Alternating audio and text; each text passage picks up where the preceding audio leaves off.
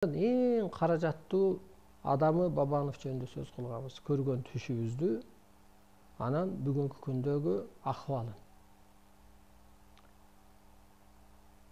Көрдүңүзбү? Каражаттуу адам эгер ошол ордунда болсо, анда премьер-министр болгон кезде эле сакталып калат эле. Анда Абий аты Сооронбайды колдобой эле, анда ошол үкөсүн түркчө сүйлөшүп атпайбы? Түрк үкөсүн же колдоп коет эле. Эгер ааламдык орду болсо, анан башка энеси башка улуттагы адам келип кантип Кыргызга башчы боло алат? Аалам буйруган жок да. Демек, ал биздин көргөн түш, ал жөн эле башы.